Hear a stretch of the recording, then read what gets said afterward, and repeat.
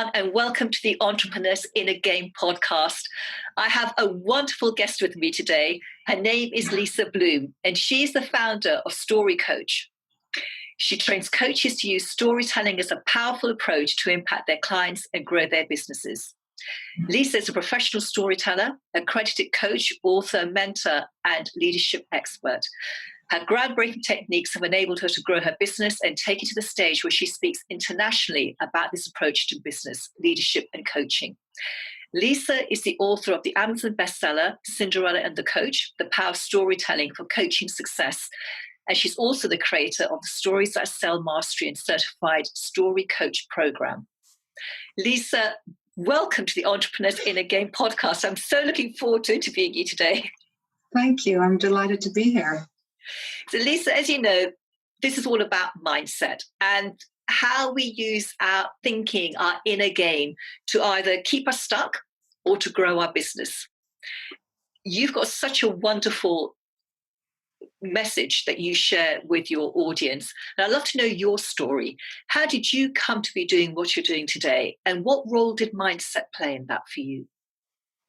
Sure. So, I love the question, so what's your story? Because I think we all have so many stories. We all have, and I think going kind of the chronological record of everything I've ever done is never terribly interesting, and it's not really a story. But there are moments along the way that I think are super interesting. And, so I started in learning and development in organizations. I began to notice that when I told a story, I love getting into the classroom. And I found that when I told a story, which just kind of initially came naturally to me, I found that people engaged. They engaged in a way that they didn't when I was just teaching or sharing information. And that engagement involved just this warmer communication, this interactive back and forth. And what I realized was that when I told stories, people actually learned more and retained the information more. And that astounded me. It fascinated me. And then when I decided to leave organizations, I realized, having realized how powerful stories were, I realized that stories actually have the ability to shift people's beliefs and their thinking and even their lifestyle and certainly their goals and so on. I realized that so often we define our life by the story we tell about it, and that story is almost always completely subjective. And so it made sense to me, if we change the story, we can change our lives, we can change everything. And so I began to really delve into the world of storytelling and retrained, although I'd been coaching and training in the organization, I retrained as a coach and then began to look at how we can use storytelling as a coaching tool. And it's been an amazing journey. The minute you experience something, it's almost like our natural human tendency is to go tell someone. If something happens that's unusual or something happens that stands out, we go tell someone. We tell our partners, we tell our friends, we tell our kids, we tell our parents. And in the telling, probably only, a couple percentage of what we tell is pure fact. The rest is pretty much the story we make up. But then we act as if it's all pure fact. We act as if this is the reality, this is the way it is, there's nothing we can do about it, and yet we've made up the story. And so as you begin to examine the stories and see the ways in which you can change them and you can interpret them differently, that's when you begin to take a look at having almost like more ownership on the reality that you create in the way you speak and the way you act, and the way you live, the way you work. Yeah. I'm not sure if that answers the question, but that was kind of like the starting. Yeah, that was the starting point of my realization of, oh my goodness, this is super powerful, and it can literally change the world. And then it was about creating the systems and the processes and the programs to begin to teach it. And, learning to become a professional storyteller, I realized I don't want to be in entertainment. I don't want to entertain people. I want to empower people to change the things they want to change in their lives. Wow, that's so amazing. And I've been scribbling like mad and taking notes, and there's so much there, because what you said is exactly what I do in mindset work. It's challenging those stories that we make up. And they're so important, these stories, because they can either keep us stuck in our lives or they can move us forward. Yeah. So tell me more about what happens then when people start changing their stories. What have you seen can happen for them? Well, I think anybody who reaches a goal has in some way changed their story. So whether it's, you know, the business doing really, really well, or whether it's their relationships improving, or whether it's, I mean, I'm not a relationship coach, that's not where I go, but I see the knockoff effect of being in this better story space means that you attract into your life the things you want. I think one of the things that's really important that just occurred to me as you said what you said, which is, I think that, you know, every story has a reason. It's not there by chance. It's not there randomly. And we created a story because at some time in our past, it served us. And therefore, I think it's really, really important to always deeply respect our stories, even if they result in us not being where we want to be in our lives. We still have to respect the story because it did serve a purpose. I think what's really important is to be able to recognize, well, does it serve us now? And if the story you're telling does not serve you, then you need to transform it. You need to change it. You need to get rid of it, whatever it is. If it does serve you, great, keep telling it. You know, that's fantastic. That's a strong story. But so often we get held back because we're telling a story that, you know, A, does not serve us, but B, is often, like, you know, objectively untrue. And yet, for whatever reason, we have created it, we have held onto it, and we are enormously loyal to our stories, even if they don't serve us. You know, we get stuck in these stories that we believe in our heart of hearts, and we really, you know, it can be challenging to question those stories. But when you do, that's when these amazing results happen. And I've seen people shift stories, and, you know, really anything from beginning to attract clients and win sales deals and just build up a stronger business and hire the right people. And I think the thing that impacted me most when I began to tell more powerful stories in my own life and my own business was that I suddenly realized that I had clients that I loved. And it was like, without even realizing it, I was beginning to attract clients to work with me who were just perfectly aligned. They were the people I could serve best, the people I love to work with. And it just became an absolute joy. And prior to that, I would, you know, kind of gather clients somehow. They would show up or not, and it was a bit haphazard, and they weren't always the best fit, but it was what there was. Once I was telling a more succinct and clear and focused story, I just began to, like, meet these amazing people and wonder, gosh, they're going to hire me. This is great. I love this. You know, I just love the work. And that was one of the biggest changes I saw in my own business when I began to tell more powerful stories. And as you started telling more powerful stories, did you notice that your own thinking, your mindset was changing and you were starting to believe new things? Yeah, I think so. I mean, it's so subtle that it's suddenly you realize you're in a different place only when you're there. It's not something that, you know, it's not like a step by step and you notice every step you take. It's kind of interesting. I can share with you actually quite a personal moment, but my partner had an accident a few years ago, a car accident. Somebody ran into the back of him. And he called me, and it was one of the most frightening calls I've ever got because I could hear, you know, this injury and so on. And he said, come to the hospital. He was taken by ambulance, and he was, you know, strapped to a stretcher, and we went into the emergency room. And I sat beside him for probably maybe 5 hours before we discovered that he was okay. And during those 5 hours, you know, he was in a lot of pain. There was a lot of testing going on. There was a lot of confusion. There was a lot of noise. And that was the moment about halfway through that 5 hours that I realized my mindset had changed because I was no longer going into the stories of my fear of what was going to happen, which would have been the kind of thing I would do, where I would, every time I noticed my mind drift off into some vision of what the future was like with somebody who had a spine injury or a back injury or all the stuff that was fueled by fear, I very gently pulled my thinking back and pulled myself back to absolute presence in the moment and just to be there. And I was almost fearless in that entire time. And it was only at the end of that, well, I guess towards the end, that I suddenly thought, oh, so all this work has worked. You know, it's all made a difference. And I've seen it also in my business that I'm less inclined to be fearful when things don't work out. I mean, recently I had a project that didn't work. You know, it had huge potential. I imagined a couple of years of work coming out of this corporate interaction that I had gotten into. And the plug was pulled very early on from this entire project. And I found myself just deeply curious about the learnings. And there was no moment of, oh no, what's going to happen to my business? And which would have happened in the past.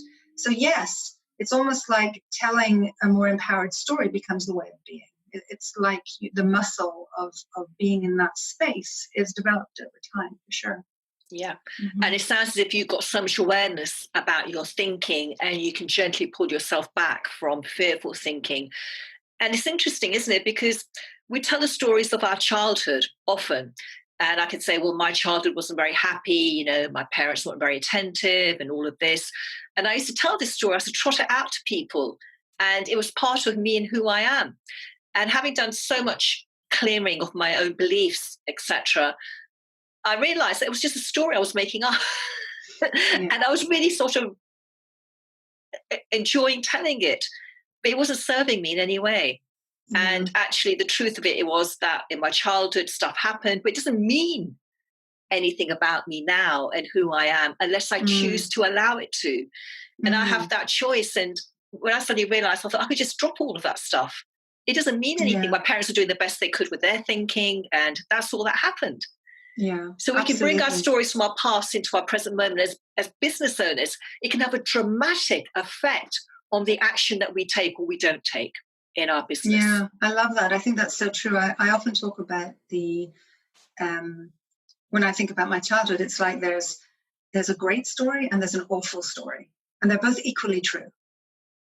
There's the idyllic childhood and then there's the terribly difficult childhood.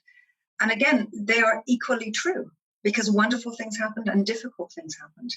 And the choice is always, how do you tell the story and what becomes the reality that you bring into your present? So absolutely, I'm completely in agreement on that, for sure. And we can always find evidence to back up our stories as well. Oh, yes. Yeah. Our brain is very good at that. Yes. Our brain is super good at finding evidence for whatever crazy belief we decide to tell the story about. It will always do that. So if you believe that, you're a victim of something, you will always find reasons to verify that. And the same way that if you, just what was it that happened recently? We had a family gathering. It was just like last week. We had this important family gathering. And the following day, something happened. We had a burst pipe in the house. Like 24 hours later, we had this massive flood because the pipe burst in the house. And it was flooding everywhere. And literally 24 hours before, we'd had 100 people in the house. And my first thought as the pipe burst and there's water pouring everywhere was, oh my goodness, we are so lucky. We are just so lucky, because what if this had happened 24 hours ago? And everybody else was going, oh, this is terrible. This is a disaster. And what a mess. And we're going to have to do this. And I was just like, oh my goodness, I feel so grateful and I'm so lucky. So it's exactly that. It's being able to catch yourself in the moment before even that negativity or that interpretation takes over, and be truly in this place of gratitude and positivity, because that's the story you just tell. It's like your natural choice. It becomes that. And it's a practice. It doesn't always come naturally, but it is definitely a practice. I'd love to explore with you the stories that as business owners we can tell ourselves about not being enough, not being able to do something, things are never going to work out, I'm never going to have enough income, enough clients, etc. Because these are all examples of made up stories that we buy into, that we believe, and that can really stop us from, creating the success, the joy that we want in our business. What would you say about that, about the stories that we're making up, throughout our day, about when things don't seem to be going well? Yeah, I mean, so I think it's really, really natural. We all do this.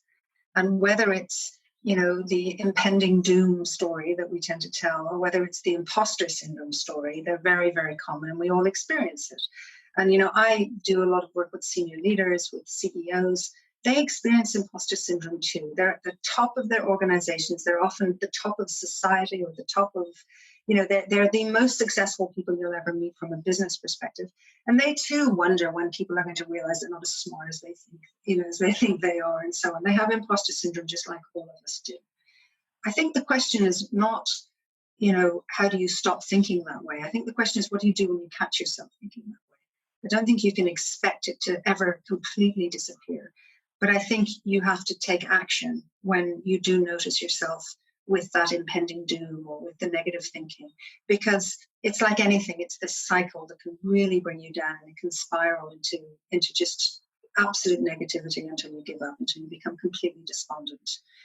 And so, there's a couple of things that I've done that I think have been really, really helpful. One of them is to make friends with my imposter, with my inner voice. And I always see it as this, this little figure that sits on my shoulder. But I see this figure. For some reason, it's male. I don't know why. But there's this male figure on my shoulder. And I look at him, and I have made friends with him. And I have renamed him as my quality assurance advisor. Right. So my quality assurance advisor will say to me, "Oh, this is rubbish. This workshop is terrible, or it's not as good as someone else." And I'll say, "Oh, thank you. I'm going to check that it's good enough. I'm going to go back, and I'm going to make sure I know my stuff, and I'm going to make sure I've done good research, and I've done due diligence." And so, I'm really thankful for that voice that would tell me I'm worthless, because instead I've turned it into, this is my quality assurance. This is to make sure that I'm not getting lazy, and I'm not getting flippant, and I'm going to put some time and effort into everything I do, and really raise myself to the standard that I hold myself to. And then the other thing I do is oftentimes I'm a big fan of the work of Byron Katie, which is wonderful. Me too. Yeah. And I've been practicing the work for like a decade, and I've done a lot of courses and training and so on. I've become a facilitator of the work. So, I don't always sit down to do the entire work, because that takes time and effort. But what I always do as I'm having a negative thought is I'll just ask myself, is that true? Can I absolutely know that this is true? And the answer is never yes. And so if I already know it's not true, then I have to make a decision. Okay, am I going to take time out? Is this a deep enough belief that I have to take time out and really work through it? Or can I just, brave on, just take some action? Because usually in the face of these thoughts, the one thing that can get rid of all of these thoughts and all of these things that will sabotage us and have us tripping up is to just take action, is to just do something, and to talk to people and interact with people and remember who you are, remember what you can do. And that, to me, usually keeps it at bay. So, there's lots of other tools, but they're kind of the two strongest ones that I tend to look at. Yeah, I love that. And I love Byron Katie's work. Is superb. It's very powerful. Yeah.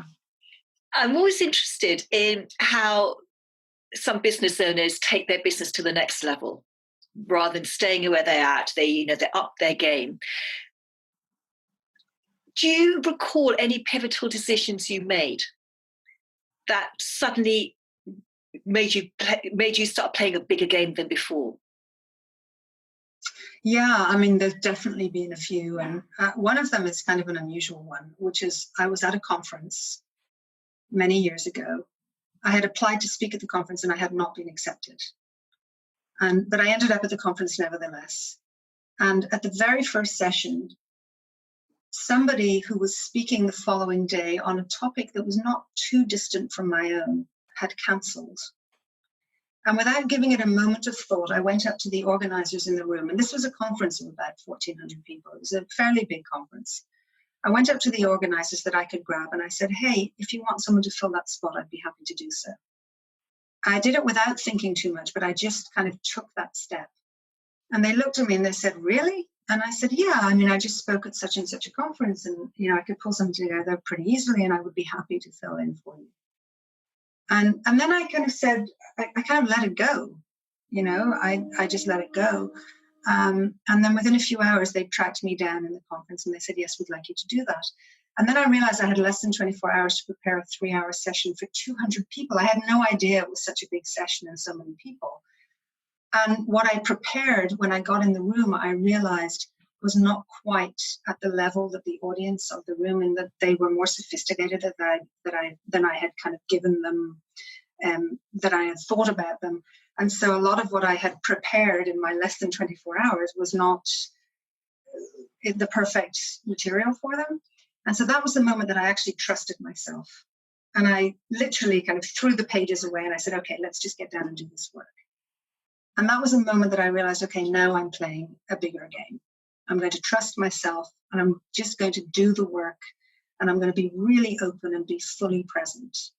And so that was definitely one of the first times. But I think any time that I've chosen to do something brave, despite my inner voice, or despite the people who would say, oh, they'll never accept that, or you can't do that, or whatever it is, when I've chosen to be brave, even though there's no guarantee, that's when I feel like my business has moved to the next level. And then other than that, it's the obvious things: hiring a good coach, working with the right people, finding a team when you need one. These are the kind of things that have always helped me get to the next level as well. Yeah. And I love what you said, you didn't think too hard about it, because if we think too hard about it, we'll find reasons not to do it. We'll talk ourselves out of it. Who am I to do that? Of course, they're going to say no.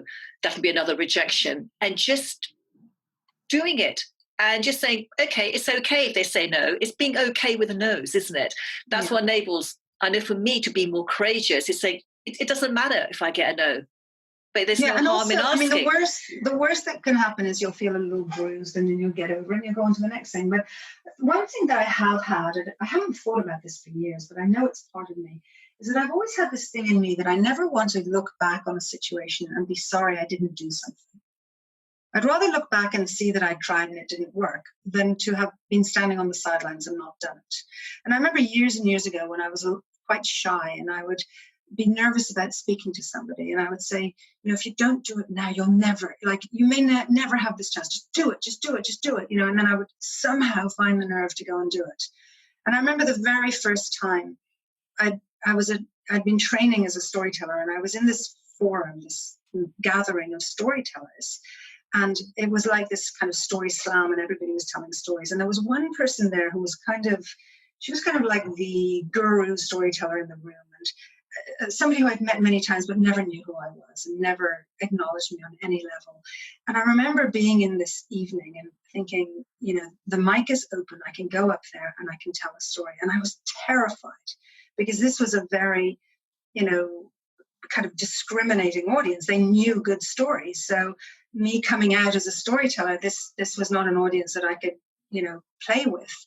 And I remember sitting there thinking to myself, if I don't do this, if you don't do this, you'll regret it. Just do it. It's okay. If you do it and you make a mess of it, it doesn't matter. Just do it. Just do it. Just do it.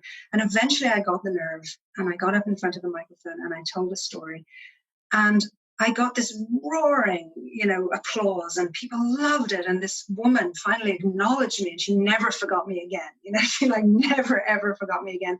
And I just remember thinking, all I needed to do was be brave. That's it. Just do it. And so I think in many ways I'm fortunate that I have that in me that pushes me to do these things. But definitely I would say to people, if you can find an ounce of courage to do that thing that you really want to do and you're terrified, the terror is okay. It's okay to feel scared. And it's okay to feel scared and still do it. Because when you do, it's so satisfying. Even if it's not successful, it's incredibly satisfying. Yeah. So, yeah. And it does help us to grow and learn. It's when we're out of our comfort zone, that's when we grow the most. Yeah. And how many people stepped in front of that mic?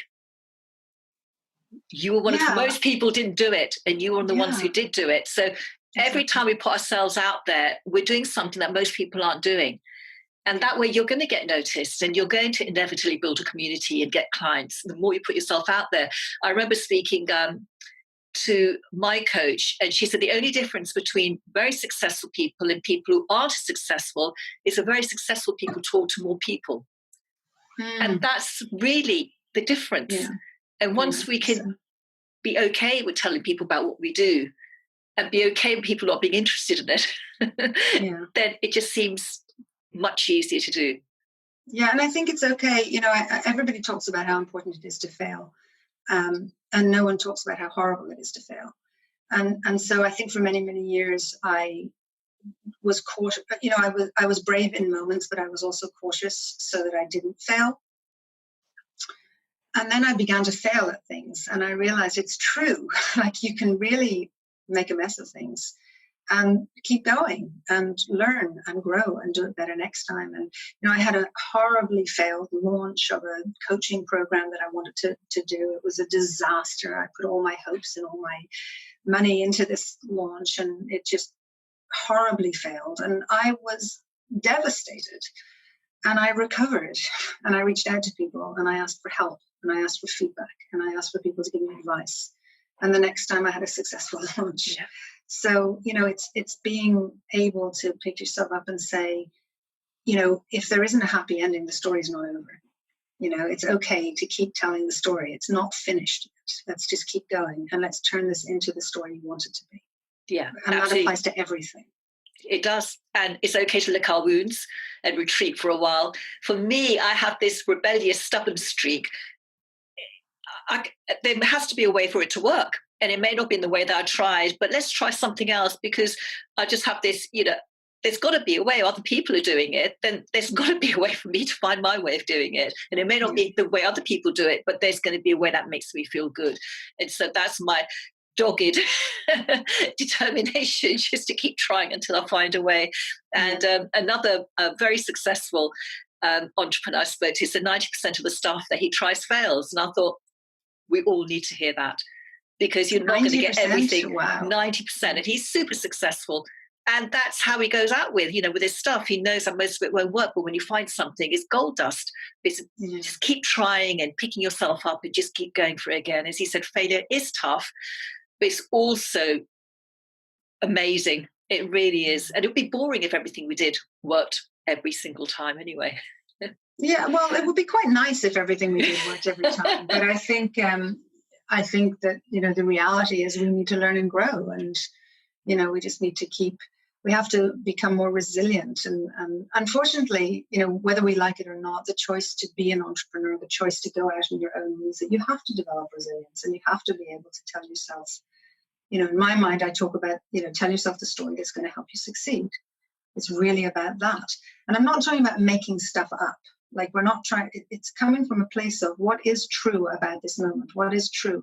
I mentioned I had this project that failed recently, and I'm still kind of figuring it out, what exactly happened. And I'm still trying to figure out what the biggest learnings are. But I know that in doing this work, it touched something in me that was really important. And if it didn't work with this client, I'm going to have to find a way to do this work elsewhere. And so that in itself is gold dust. Like, that is so important. Yeah. And also the ability to say, okay, it was the client that it didn't work out with. It doesn't mean that the work is wrong, or it doesn't mean there's anything wrong with me. It means that I've got to figure this out and find a way to do this work in a way that's aligned with the need of the market. And so there's so much learning when things don't go the way we hope they will, or the way we plan. But it does require to build up resilience, which for me often is about really looking at what is the story I'm telling myself, and does it serve me in this specific situation? And if it doesn't, let's figure out what story will. Like, let's create the real, authentic story that will help serve me to stay strong and stay focused and move forward. Yeah. And when that story feels true, that is connected with our wisdom, and it's authentic, and that is the truth about us. It feels good. It feels right. Absolutely. Absolutely. So, Lisa, how can our viewers and our listeners find out more about you and the tremendous work that you do? Well, basically everything Story Coach. So, Story Coach on, I guess Facebook and LinkedIn and Twitter occasionally. My website is story-coach.com. There's an ebook there called Using Stories to Get Great Clients, and I invite everyone to connect with me if they want to discover their story, discover how to use story more effectively. That's where I'm at. Fantastic. And the power of the story is huge. And I would recommend everyone goes and downloads Lisa's ebook and figures out how to, create stories that help them to get more clients. Lisa, thank you so much for being here today. I've so enjoyed talking to you and finding out all about, the power of the story, the stories we tell ourselves. And for everyone who's been listening and watching, I hope you got a ton of value from today's podcast. Thank you for being with us. Till next time. Bye-bye for now.